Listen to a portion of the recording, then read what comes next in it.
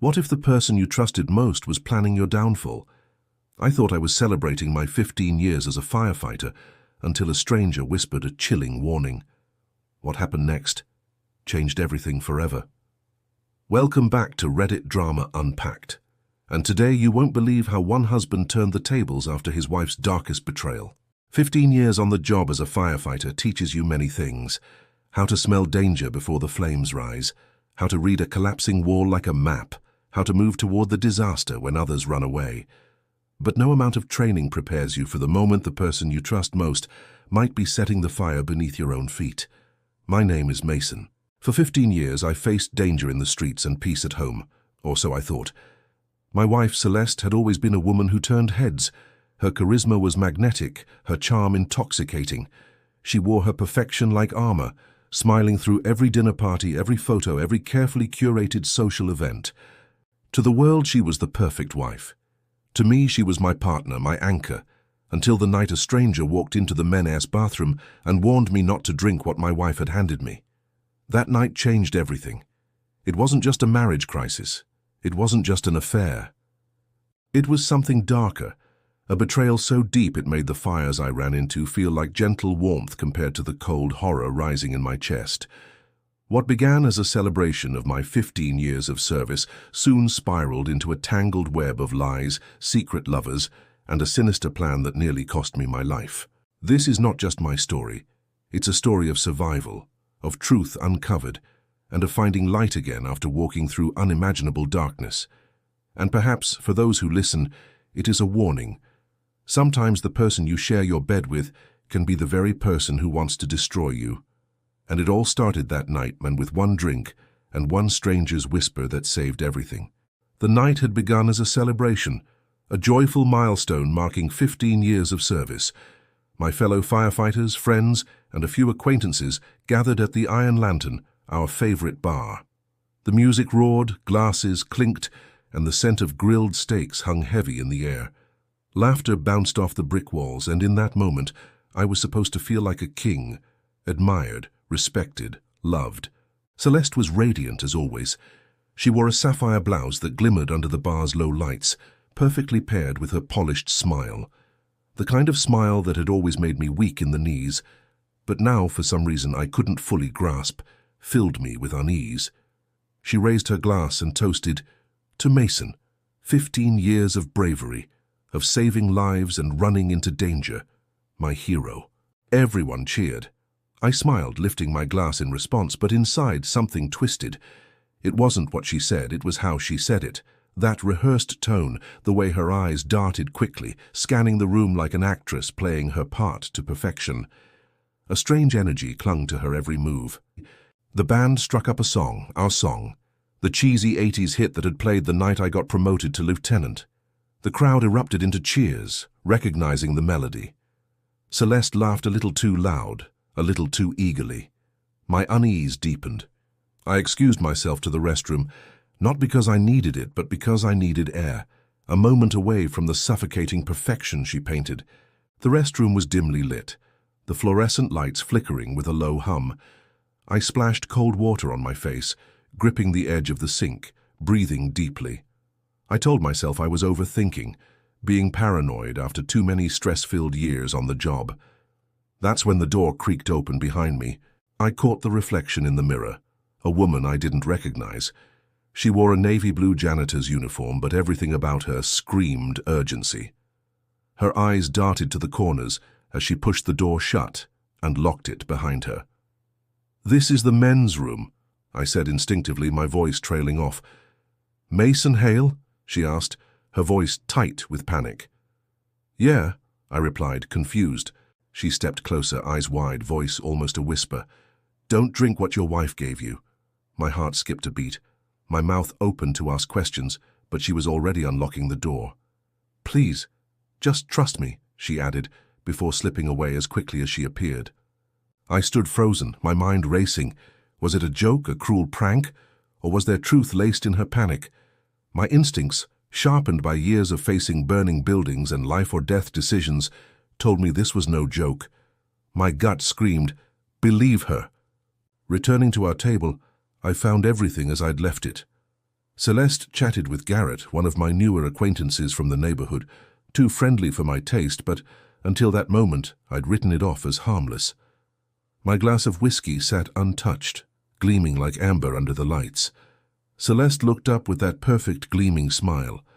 "Everything okay, sweetheart?" she asked. I nodded, forcing my own smile. "Yeah, just needed a minute." Then, casually, almost playfully, I reached across the table as if to grab my drink. But in one smooth motion I switched our glasses. My heart pounded as I walked toward the bar, pretending to refill it. Behind me I could hear Celeste and Garrett continue their conversation, oblivious. From my new vantage point, I watched her pick up what she thought was my glass and sip without hesitation. I expected something immediate, a dramatic collapse, a sudden convulsion, but real life doesn't play out like the movies. At first, nothing changed. She continued laughing, leaning into Garrett, touching his arm with exaggerated affection. But as minutes passed, subtle signs emerged. A prolonged blink, a giggle that felt out of place, a clumsy reach for her wine glass that Garrett had to catch before it toppled. The truth unfolded before me with terrifying clarity. Celeste had intended for me to drink that glass. She had drugged it, planned it. The woman I had married, trusted, built a family with was trying to poison me. And if not for the stranger's intervention, I would have been the one slurring, stumbling, and collapsing. Garrett leaned in toward her, clearly noticing her deteriorating state. I approached, calm and composed, placing a gentle hand on her shoulder. "You okay, babe?" She blinked up at me with glazed eyes. "Oh, there you are." "Everything's spinning," she slurred, giggling. Garrett shifted nervously. "Maybe she's had too much to drink," he offered weakly. "Maybe," I replied, still smiling. "Or maybe she's just tired." I coaxed her back into her seat, my mind screaming while my face remained a mask of concern. The facade had to hold, for now. There was too much I didn't know yet, too many pieces missing. But one fact was crystal clear. My wife had tried to drug me, and she hadn't acted alone. As Garrett excused himself and fled, I sat there with Celeste slumped against me like a drunken child, humming softly. My phone buzzed. It was Dean, my cousin and trusted friend. Ex-military intelligence, the kind of man who sees patterns before others see danger. I texted him only 3 words. "It's happening, start now." And so began the real investigation, one that would peel back the layers of betrayal, lies, and secrets.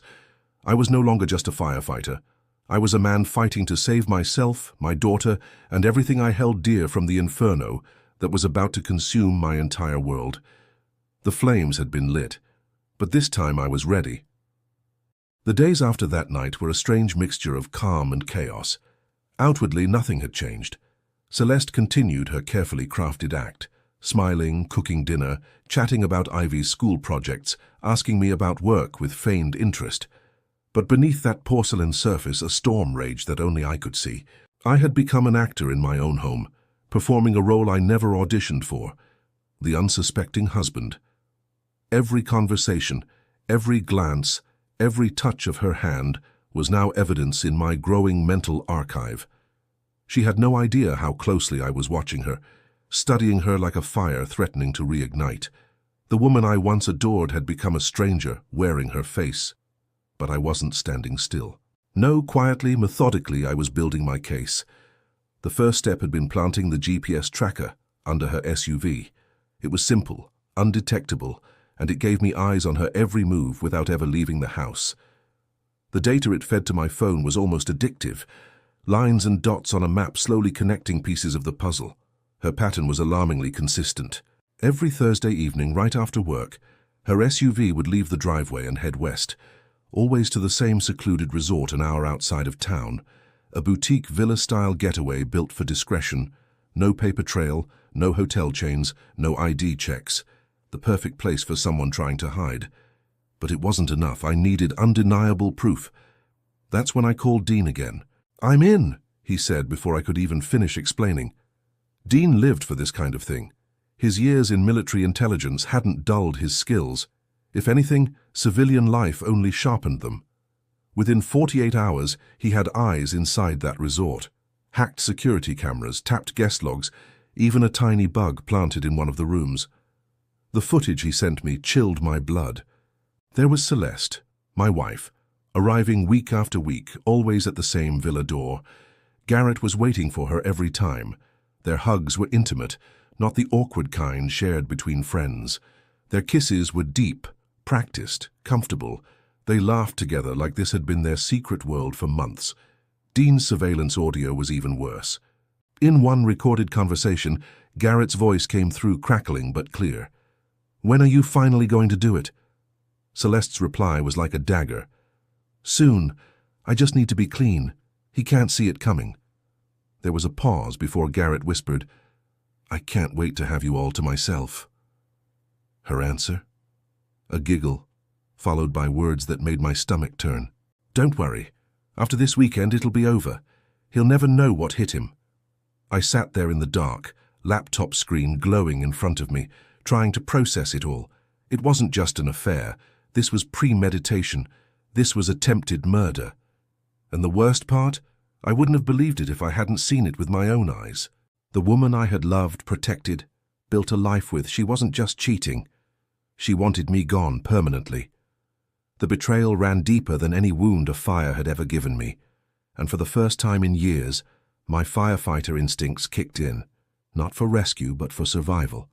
I wasn't going to confront her yet. Confrontation gives them control. I would stay silent.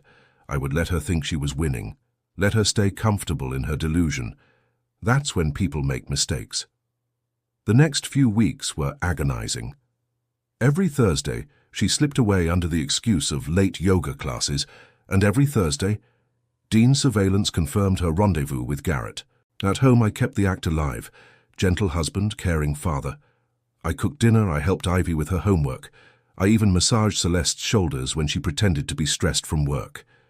Inside, I was boiling. The cracks in her mask started to show slowly. She grew more impatient, more distant when Garrett's pressure increased. He wanted me out of the picture. She was running out of excuses. Their plan was failing to move fast enough. One Friday evening, as Ivy slept upstairs, I sat on the porch staring into the night. That's when Dean called. "You need to hear this," he said. He played the newest recording. Garrett was getting nervous. "You promised me, if you don't do this soon, Mason might catch on." Celeste's voice was full of frustration. "You don't understand, he's too calm, it's like he knows something, but I can't make a move until I'm sure." She paused. Then she whispered, "I'm scared, Garrett." For the first time I heard fear in her voice, not for me, but for herself. She sensed the walls closing in, and they were. By now Dean had compiled an ironclad dossier, enough to destroy her in court, to ruin Garrett's career, and to protect Ivy from the fallout. But I wasn't after revenge. I wanted something more powerful. Freedom. I had already met with a lawyer and quietly filed the initial divorce paperwork. My assets were secured. The house was transferred into my name. Ivy's custody was prepared. All that remained was timing. The final spark came 2 weeks later. Celeste returned home unusually late. She was tense, flustered. Something was off.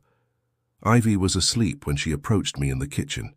"Mason," she began softly, "I think we should talk." I nodded, pretending to be concerned. "Of course, what's on your mind?" She hesitated, a rare moment of vulnerability. "Do you still trust me?" I let the question hang in the air, thick with unspoken truths. I looked her straight in the eye and smiled gently. "Of course, honey. I always trust you." She exhaled, relief washing over her face. "Good," she whispered, then kissed me on the cheek before walking upstairs. And that was her fatal mistake, because in that moment she truly believed she was still in control. But the trap was already set. The next phase wouldn't be a private confrontation. No shouting match in the living room. No midnight arguments. No, I was going to burn this entire web of lies down in public, where everyone could see. The following week passed like a slow, heavy march towards something inevitable. The kind of inevitability that makes your skin itch even when everything seems calm on the surface. Celeste moved through the house like nothing was wrong, completely oblivious that the fuse she had lit was almost at its end. I barely slept, but not from anxiety. No, I was focused. Like preparing for a dangerous rescue, Everything had to be precise, every detail rehearsed. This wasn't just about exposing an affair anymore. She hadn't just betrayed my heart. She'd tried to destroy my life entirely. The world deserved to see her true face. I coordinated closely with Dean. Every piece of evidence was in place. Texts, GPS logs, surveillance footage, even the audio recordings where Celeste outright discussed eliminating me. Dean even secured bank statements, proving that Garrett had been financially supporting Celeste behind the scenes while she staged her poisonous charade at home. All that remained was the right stage to drop the match. Celeste gave me the perfect opportunity. She suggested we host a celebration dinner, an early anniversary party. "It'll be good for Ivy," she said with her carefully rehearsed smile. "A chance for us to feel like a family again." The audacity. I agreed immediately, hiding my amusement under the practiced face of the husband she believed still existed. The guest list was extensive: family, friends, neighbors, even a few co-workers. And of course, Garrett and his fiancée Molly were invited too. Celeste made sure to arrange everything herself, as if controlling the party could control the outcome. She had no idea I had been preparing a different ending entirely. The night of the dinner arrived like the calm before a hurricane. The house gleamed under warm lights. Ivy had helped hang decorations and set the long dining table with perfectly polished silverware and carefully folded napkins. She looked happy. I hated that she had no idea what storm was coming. Garrett arrived fashionably late as usual, with Molly on his arm. He greeted me like a brother-in-law, all smiles and handshakes, pretending nothing was lurking beneath the surface. His arrogance was almost impressive. Celeste floated around the room in a pale blue dress, radiant and graceful, her smile so perfect that only I could see the cracks beneath it. She had always been a master of appearances until now. As dinner was served, conversation filled the air with harmless chatter. Glasses clinked. Ivy laughed at jokes from her cousins. The illusion of normalcy was beautiful, almost tragic. Then, when dessert arrived, I stood up and tapped my glass lightly with my spoon. The soft clinking drew everyone's attention. The room quieted. "Friends, family. Thank you all for coming tonight," I began, voice calm, steady, but loud enough to command the room. "I want to make a toast to honesty." Some smiled, others looked confused. I glanced directly at Garrett and Celeste, whose smiles stiffened for the briefest moment. "For 15 years," I continued, "I've served this city, running into fires while others run out. But tonight I face a different kind of fire, one burning much closer to home."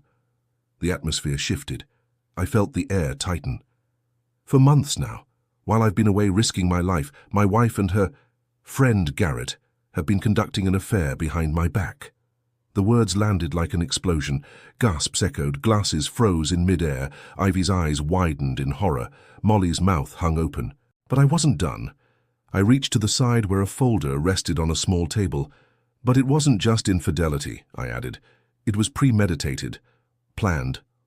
I opened the folder and handed copies of the evidence to the people closest to me, letting them pass the papers around like wildfire consuming dry grass. "Here are GPS logs showing Celeste's weekly rendezvous with Garrett, surveillance footage, audio recordings where she discusses poisoning me."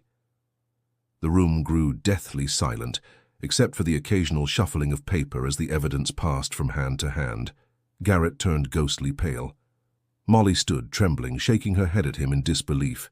Celeste froze, her mask cracking for the first time. "You tried to murder me, Celeste," I said, my voice growing sharper. "The only reason you failed is because a stranger had the decency to warn me in the restroom that night. Otherwise, you'd be sitting here tonight as a widow." Ivy burst into tears, covering her face. Lena rushed to her side.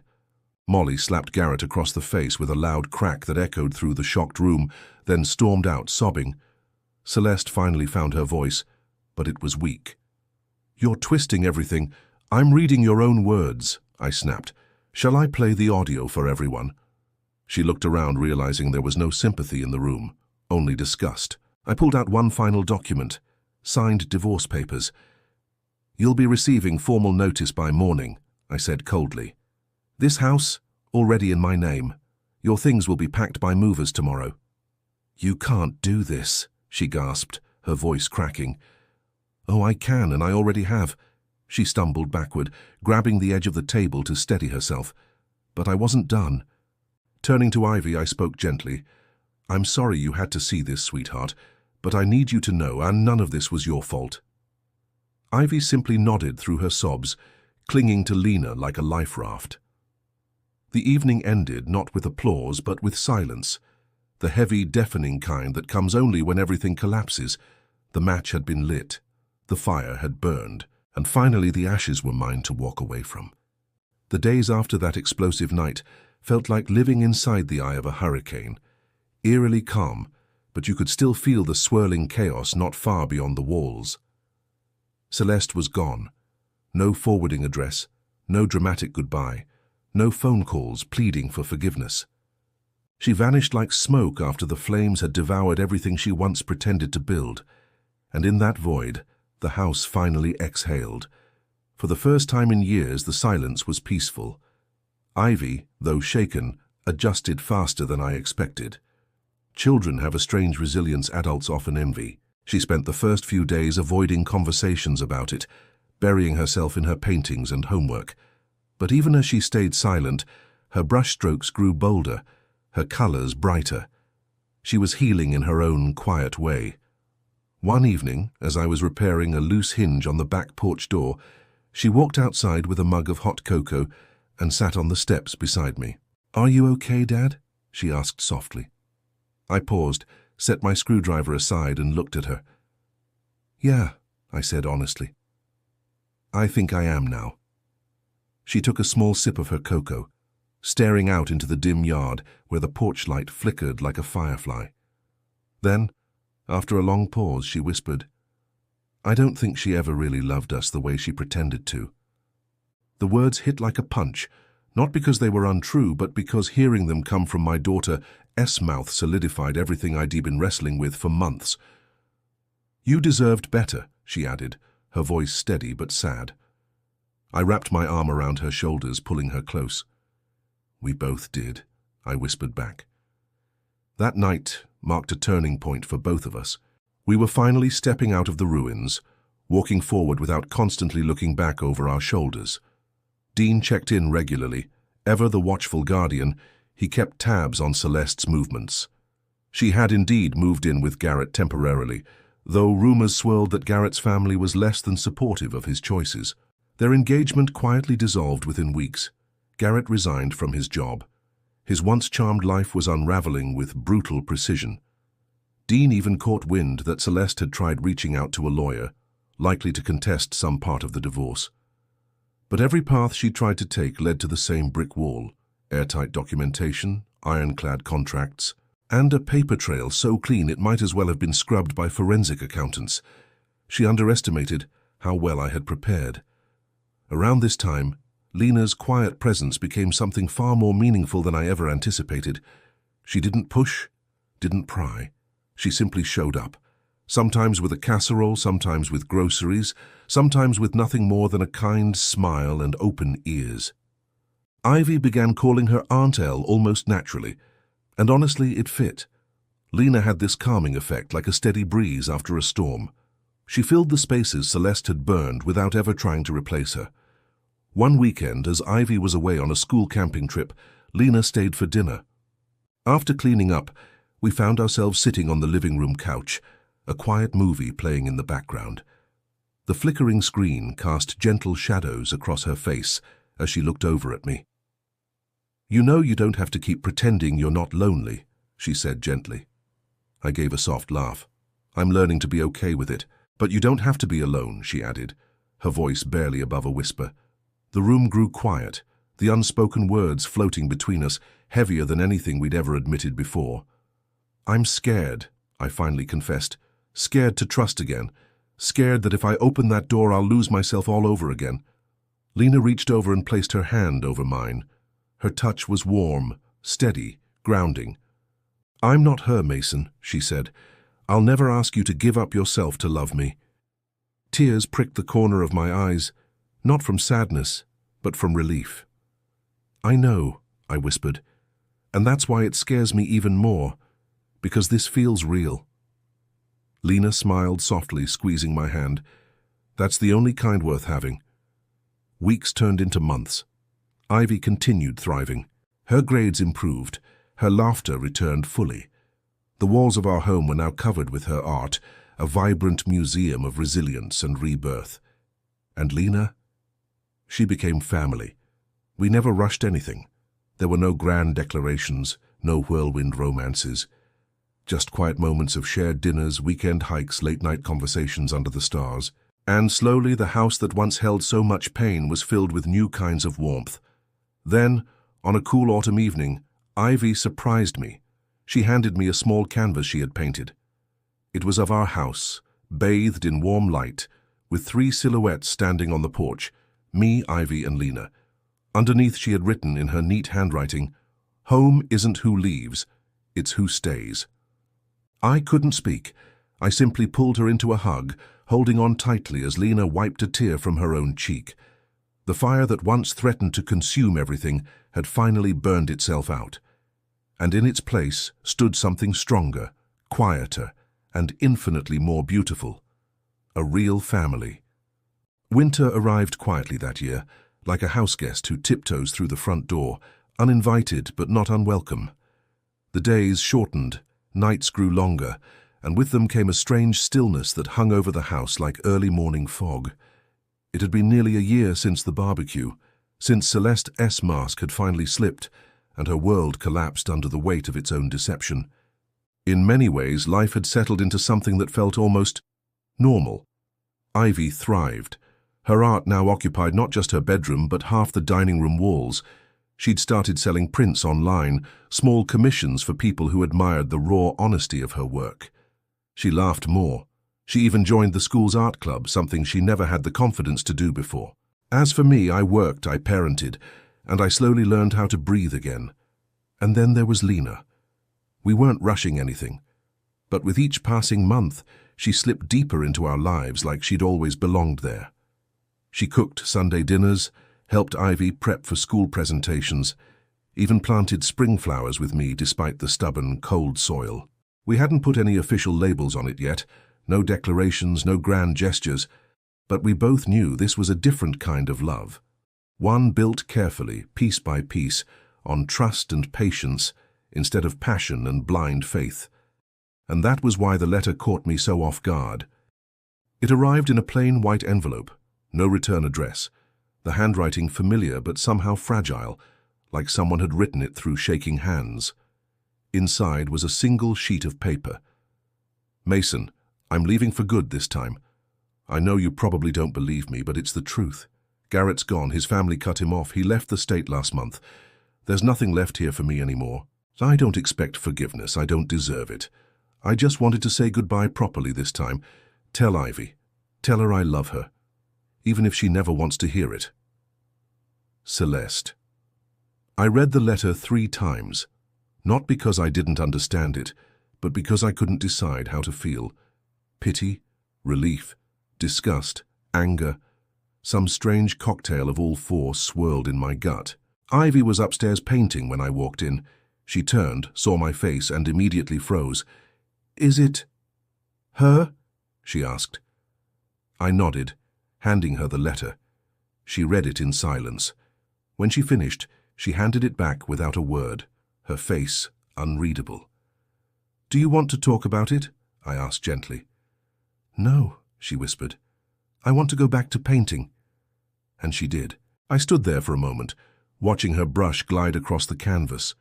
Her movements were steady, confident, like someone who had finally chosen peace over chaos. That was the last we ever heard from Celeste. Weeks passed. Winter deepened. Snow blanketed the front yard like an untouched canvas, as if inviting Ivy to paint her own life story upon it. One Saturday evening, as we sat around the fire with Lena sipping hot cocoa, Ivy suddenly spoke up. "Dad?" "Yes, sweetheart." "Are you happy?" The question caught me off guard, not because I hadn't thought about it, but because no one had directly asked me. Not like that. Not so simply. I looked across the room at Lena. She was smiling gently, as if silently encouraging me to answer honestly. "I am," I said. "I really am." Ivy nodded and sipped her cocoa. Then after a pause she added, "Good." Because I like our life now. And I like Lena. Lena blinked, surprised, tears threatening at the corners of her eyes. I like you too, Ivy, she said softly. We sat there for a long while, warmth radiating from both the fire and the quiet understanding that somehow, against all odds, we had rebuilt something unbreakable. But as peaceful as life had become, there was still one last shadow I hadn't faced yet. The betrayal.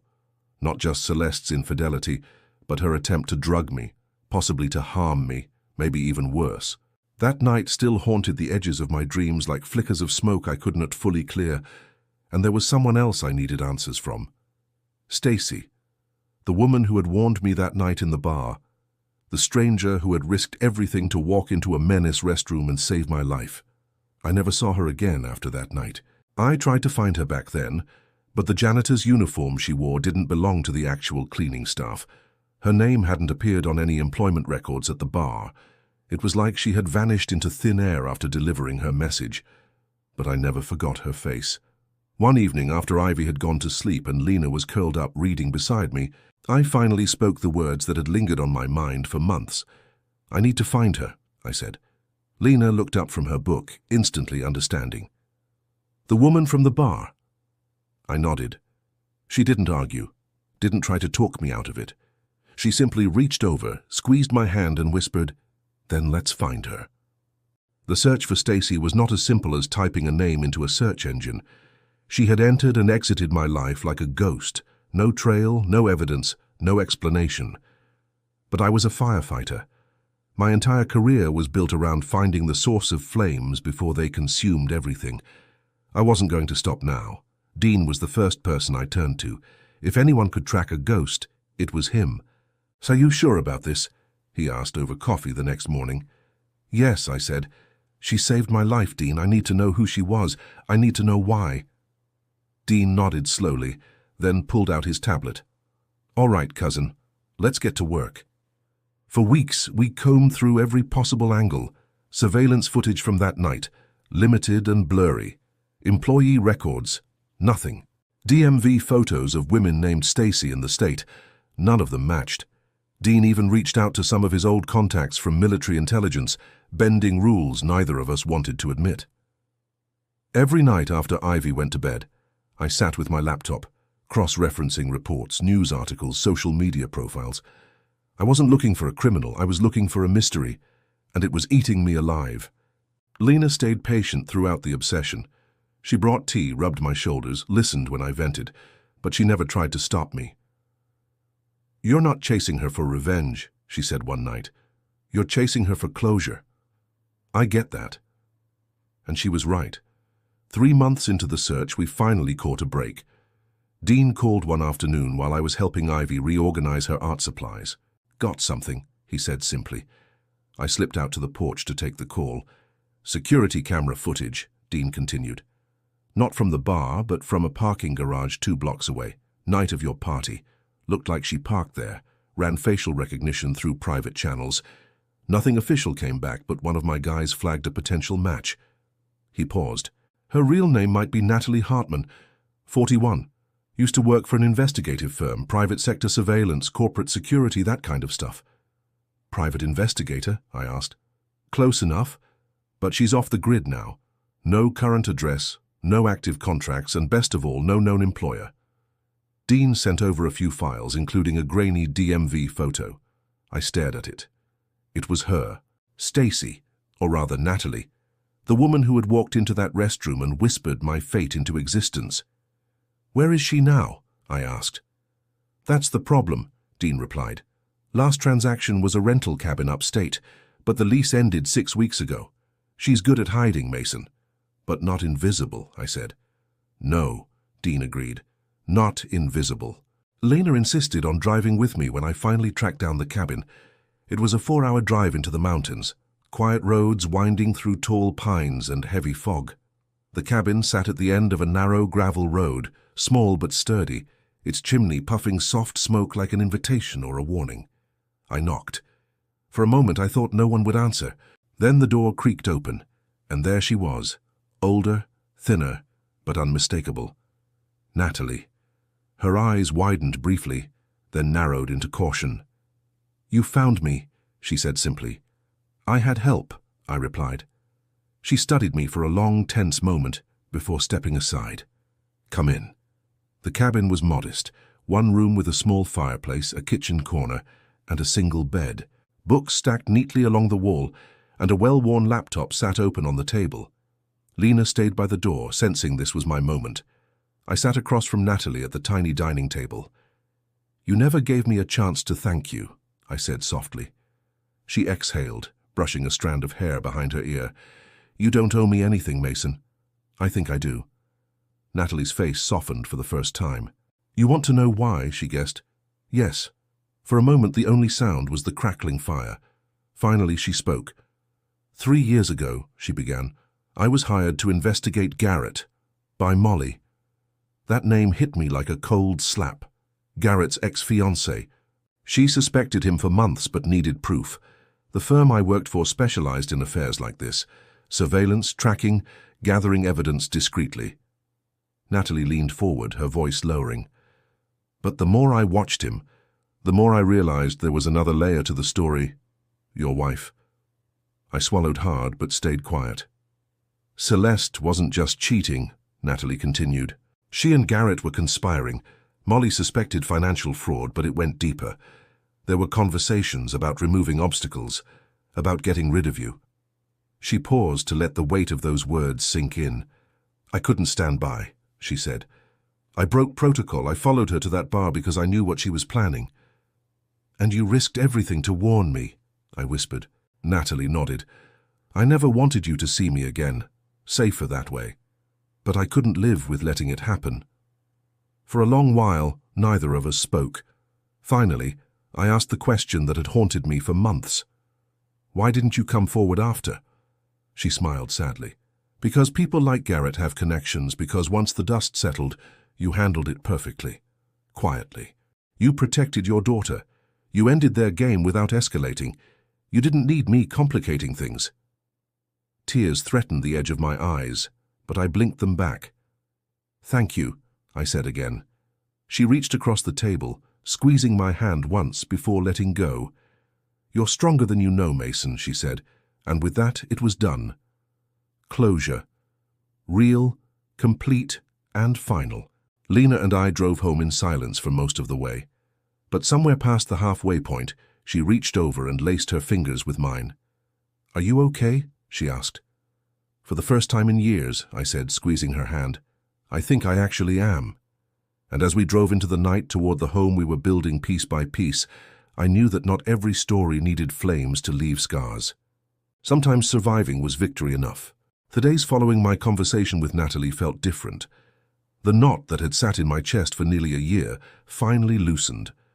For the first time in what felt like forever, I could breathe without feeling like I was dragging a weight behind me.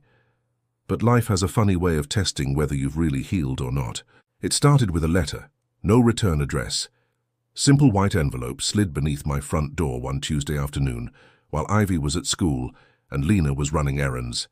Inside was a single sheet of paper, typed, cold, and calculated. "You can't erase me, Mason. I'm not done. Watch your back." No signature, no name, but it didn't have to. Celeste's venom dripped from every word. I sat there reading it over and over, feeling my old instincts stir. The desire to chase, to confront, to control the narrative. But I didn't.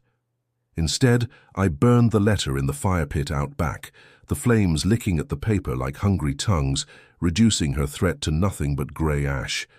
I chose peace, but Celeste didn't. The next escalation came 2 weeks later when Ivy's school called me. Apparently, Celeste had tried to visit during lunch unannounced. She claimed it was a surprise, the vice principal told me gently over the phone, but Ivy was visibly upset. She refused to see her. My hands gripped the steering wheel tighter as I sat parked outside the firehouse. "Thank you for calling me directly," I said, voice steady but tight. "If she returns, please contact me immediately." The woman on the other end agreed, but I could hear the concern in her voice. Everyone in town knew by now. The whispers carried through grocery aisles, PTA meetings, even the firehouse locker room. The perfect wife, the beautiful socialite, had tried to poison her husband, had run off with her lover, had been exposed publicly in front of half the town, and now she was unraveling. That evening, as Ivy quietly painted in the corner of the living room, I finally sat her down. "Ivy," I started carefully, "I need to ask you something."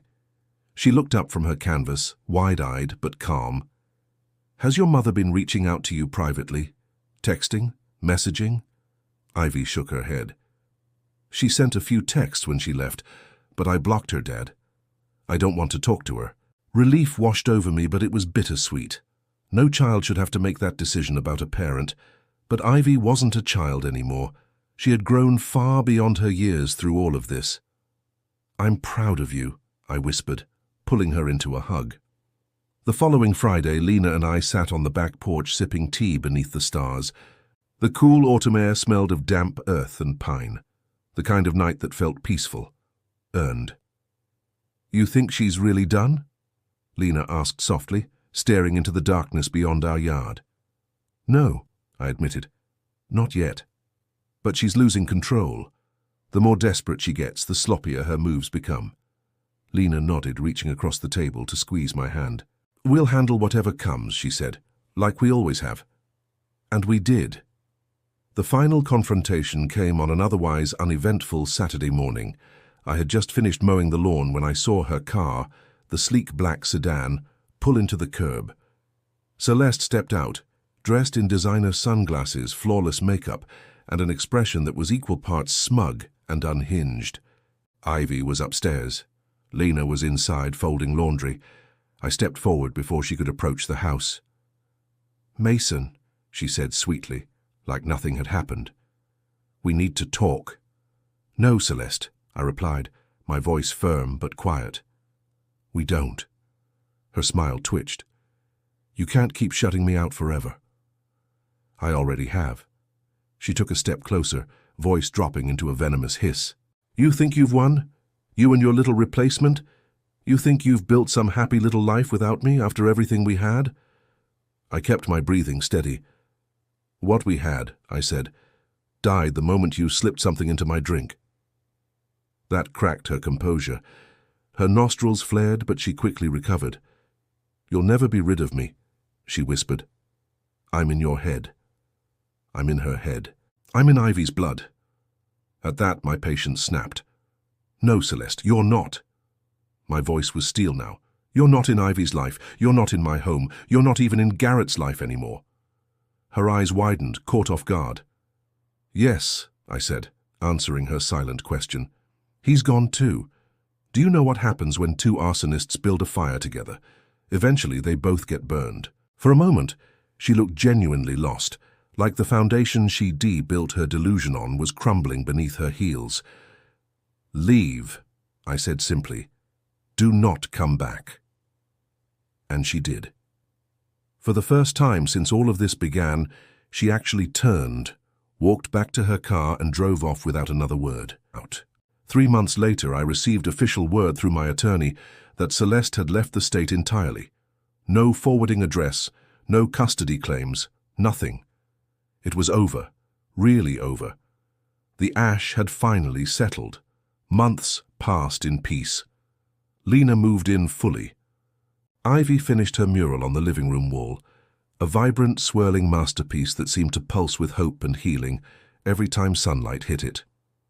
And one evening, as Ivy sat between us on the couch, Lena resting her head on my shoulder, I realized something profound.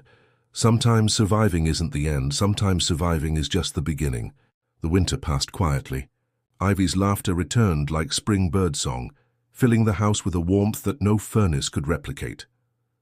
Lena fully settled into our lives, not as a replacement, not as a substitute, but as a constant, steady presence that felt like home.